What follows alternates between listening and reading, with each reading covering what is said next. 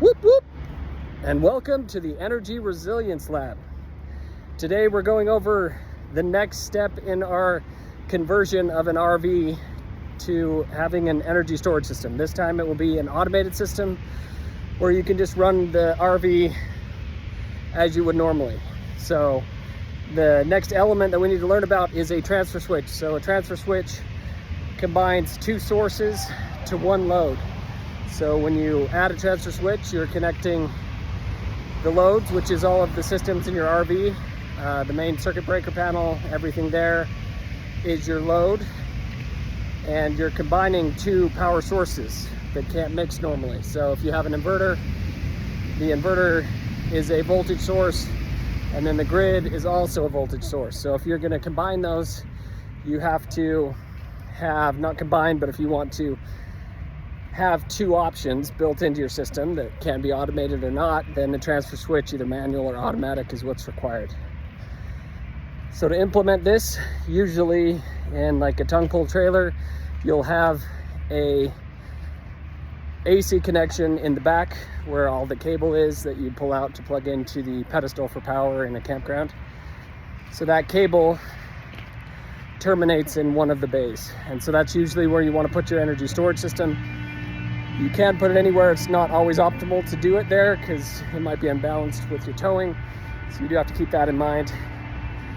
But you do need to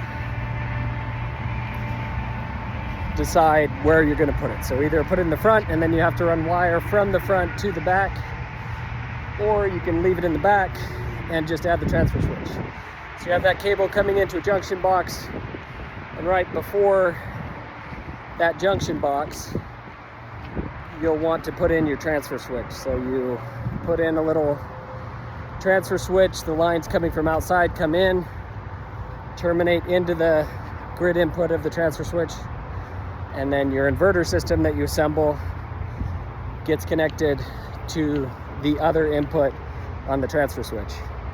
And what that does is it will, usually you set it up so it's preferential for to use the grid, because you don't want to use the energy storage system when you have a grid option. So you will have it activate to where you plug in the grid power, and that causes the transfer switch to flip and supply the power from the grid source to your RV.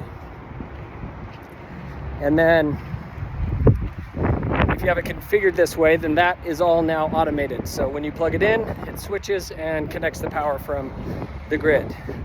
It does take a little bit of power to clamp that little transfer switch, but that's the most efficient you're going to get it in a normal system. The inverter system's then implemented right there next to it on the alternate input of the transfer switch, and it's the default normally closed option. So it connects directly to the transfer switch. So anytime there's no grid power coming in, the inverter is connected to the loads. And so then you just have to turn on your inverter system to activate it and have power in your rig. So that's kind of where it goes and what a transfer switch is. So from there, we have to have all the same components that we had before. So in this case, we would connect we have the transfer switch there, so we'd connect our inverter to that, and then we would connect the charger on the grid side upstream of the transfer switch. So it could be landed on a little plug right before your transfer switch on the grid side. And what that does is anytime you plug the system in, that power from the grid activates the charger and charges your lithium system there. And then the inverter would be inactive at that point, not powering the loads, and so you're going to charge your system automatically. So you've got the inverter connected to it, you have the batteries charging from the grid side of the transfer switch, and then your battery system, again, it just is dependent on how much you want to power, but 2 lithium batteries at 1.3 kilowatt hours each or so is usually enough for most people if you're just wanting to run movies and run microwaves and things like that. If you are wanting to run air conditioning, that's when you get into big battery systems. So usually with these small kits with a couple batteries, you just keep them at 12 volts and you add a little automatic transfer switch and you're good to go. I've got an example of this in one of my friend's rigs, so we'll be doing an interview with him to get you guys up to speed on that. But this is kind of the next step of how it's done. So beyond that, you would just want to add solar if you wanted to charge itself.